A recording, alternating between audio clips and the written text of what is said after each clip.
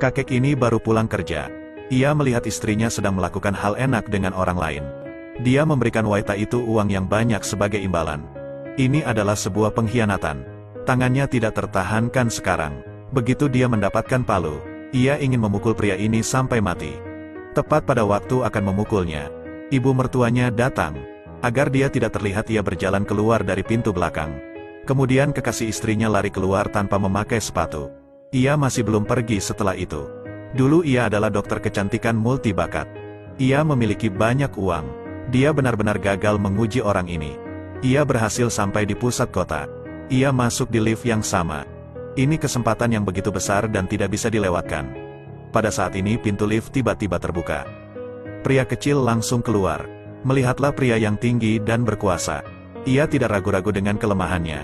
Ia ingin membalas dendam padanya. Namun ia mengurungkan niatnya. Kemudian ia kembali bekerja di rumah sakit.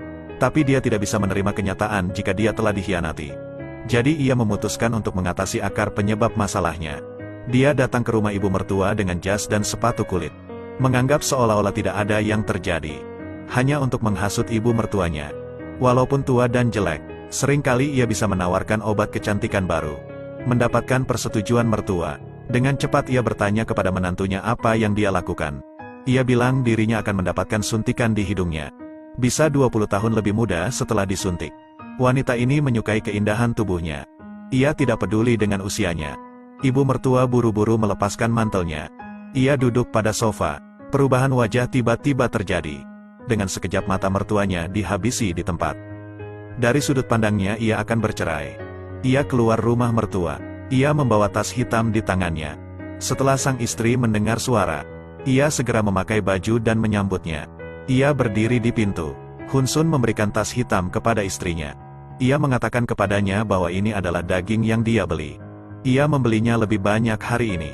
Istri yang bahagia mengatakan dia akan membuat bebeki Korea hari ini. Hun Sun membuat isyarat ia sangat senang. Ia lalu berpaling. Dengan cepat istrinya berubah ekspresi. Disajikan di meja makan. Istri menikmati barbeque yang panas. Rasanya sangat unik. Sepertinya aku belum pernah makan sebelumnya. Ketika istrinya hampir selesai makan, ia mengatakan ini paha ibunya. Sang istri mengira suaminya bercanda. Sampai telinga dan antingnya diletakkan. Ia melemparkannya ke panggangan. Istri mengenali anting ibunya dalam sekejap. Seketika wajahnya mulai bengkak. Melihat istrinya tidak bisa berhenti muntah. Hun Sun bersemangat untuk melangkah maju.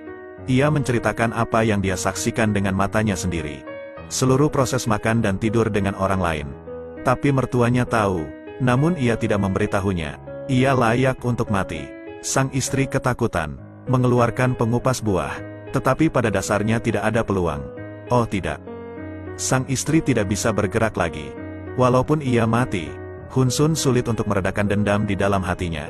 Dia sangat mencintai istrinya. Setelah malam yang menyedihkan, ia datang bekerja di rumah sakit dengan beo dan sepatu kulitnya. Seperti biasa, seolah-olah tidak ada yang terjadi. Tapi ia lupa bahwa laki-laki itu masih ada. Pacar istrinya itu sengaja datang untuk melayani istrinya. Tak menyangka ia melihat darah di tanah ketika ia memasuki pintu. Dia mengikuti noda darah ke ruangan kecil. Kejadian di depan matanya hampir membuatnya takut. Ia memberi makan pot tanaman dengan darah. Anehnya pria itu langsung membawanya ke rumah sakit. Setelah diselamatkan, sang istri bisa selamat. Sang pacar menjaganya semalaman. Di saat lelah ia pergi ke kamar mandi. Dia tidak tahu bahwa Hun Sul bersembunyi di sini. Ia membawa pacar istrinya ke toilet. Menyelinap ke kamar rumah sakit dan memberikan istrinya suntikan lagi. Menunggu pacarnya kembali. Melihat istrinya kejang-kejang di sekujur badan. Dia tidak tahu apa yang terjadi. Dengan panik ia berjalan ke atas untuk melihat. Ia benar-benar mengabaikan siapa yang berada di balik pintu. Kali ini aku harus balas dendam untuk menuntaskan dendam lamaku. Menusuk jarum lainnya. Pria itu jatuh ke tanah dengan segera. Mulai merajuk dengan gila. Benar-benar marah. Ia lalu duduk di samping istrinya dan mulai mengungkapkan perasaannya. Ingatkan saat kamu melakukannya. Kau berhubungan intim dengan istri muda yang cantik. Menjalani kehidupan kelas tinggi yang menjadi bahan iri orang di luar. Tapi dia selalu bisa melihatnya dari mata istrinya. Melihat kejijikan dan ketidakpedulian. Ia tahu bahwa ia sudah tua dan terlihat jelek. Sehingga istrinya tidak senang padanya. Kemudian ia mulai menuduh mereka berzina. Hun marah saat ini. Dia seorang ahli estetika, mungkin juga ahli menunggu istrinya keluar dari bangsal. Tidak mengenalinya lagi, karena dia keluar dari pintu dan menghabisi orang yang tidak bersalah. Selesai memukul dirinya sendiri dengan batu bata, ia mengambil kartu identitas pria tunawisma dan lari ke rumah sakit. Di bawah keahlian ahli bedah plastik Korea, ia berubah menjadi tunawisma, memandang dirinya sendiri di cermin, membuka mulutnya sedikit, menggantikan gelandangan itu. Ia menjalani hidup yang bahagia,